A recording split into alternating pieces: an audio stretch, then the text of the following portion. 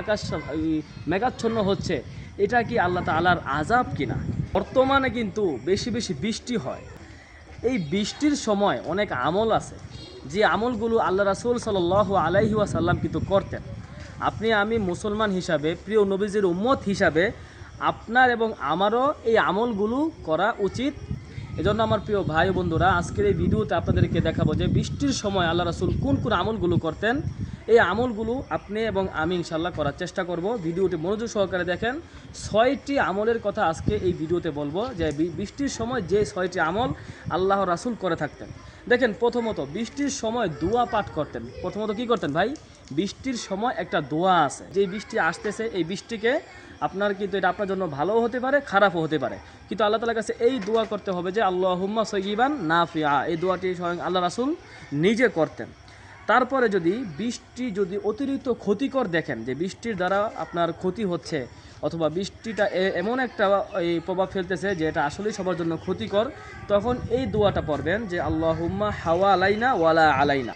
এই দোয়াটি পড়বেন। অর্থাৎ এই দোয়াটির অর্থ হচ্ছে যে আল্লাহ, আপনি আপনার যেই এই রাগান্বিত বৃষ্টি আছে, সেই বৃষ্টি থেকে আপনি আমাদেরকে হেফাজত করেন। এই দোয়াগুলো কিন্তু আল্লাহ রাসূল করতেন। বৃষ্টির সময় আল্লাহ রাসূল বলেছেন যে বৃষ্টির সময় তোমরা ভীত সন্ত্রস্ত থাকবে। কি থাকবে? ভীত সন্ত্রস্ত থাকতে হবে। আল্লাহর প্রতি একটি ভয় রাখতে হবে। কখন? বৃষ্টির সময়। যখন আকাশ মেঘাচ্ছন্ন হয়ে যেত, তখন আম্মা জান আয়েশা রাদিয়াল্লাহু তাআলা আনহা বলেন যে আল্লাহ রাসূল কী করতেন? তখন ঘাবড়িয়ে যেতেন, যে এখনই মনে হয় আল্লাহ তাআলার রাগ হয়তো প্রকাশ পাবে, যে আবার এই যে আকাশ মেঘাচ্ছন্ন হচ্ছে, এটা কি আল্লাহ তাআলার আযাব কিনা? এজন্য আল্লাহ রাসূল কী হয়ে যেতেন? মানে ভীত সন্ত্রস্ত হয়ে যেতেন। এজন্য আল্লাহ রাসূল বলেছে যে তোমরাও কি বৃষ্টি যখন আভাস পাবে, তখনও তোমরা কি হবে? ভীত সন্ত্রস্ত হবে।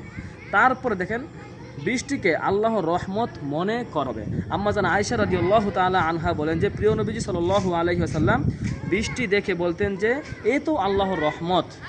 ঠিক আছে, কারণ জমিন যখন প্রচণ্ড গরম হয়ে যায়, তখনই কিন্তু আল্লাহ তাআলা রহমতের বৃষ্টি কিন্তু বান্দার জন্য দান করেন।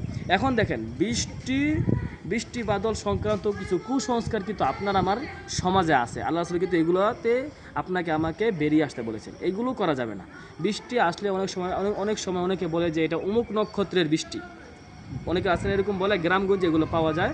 এজন্য যদি কেউ এটা বলে যে এই বৃষ্টিটা অমুক নক্ষত্রের, তাহলে সে আল্লাহকে বিশ্বাস করে নাই, সে বিশ্বাস করেছে নক্ষত্রকে, তাই না? বৃষ্টির পানি গায়ে লাগানো, অর্থাৎ যদি সম্ভব হয় বৃষ্টির পানি গায়ে লাগাবেন। এটাও কি আল্লাহ রাসূলের সুন্নত। আল্লাহ রাসূল নিজেও কিন্তু বৃষ্টির পানি গায়ে লাগাতেন। এবং সর্বশেষ যেই কাজটি করবেন যে বৃষ্টির সময়, এটি হচ্ছে যে বেশি বেশি বৃষ্টির সময় দোয়া করবেন। আল্লাহ তাআলার কাছে চাইবেন, কি দরকার, কি লাগবে, আল্লাহ তাআলার কাছে চাইবেন। তখনই দেখবেন যে আল্লাহ তাআলা আপনার দোয়াগুলো কবুল করবে।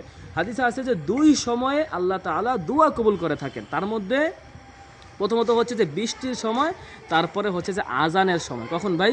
এই 2 সময় কিন্তু বেশিরভাগই বান্দার দোয়া আল্লাহ তাআলা ফিরিয়ে দেন না, প্রত্যাখ্যান করেন না। এই 2 সময় আল্লাহ তাআলা কিন্তু বান্দার দোয়াগুলো কবুল করে থাকেন।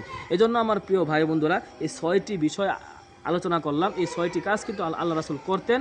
তো এই ভিডিওটি শেয়ার করে সবার কাছে ইনশাআল্লাহ পৌঁছে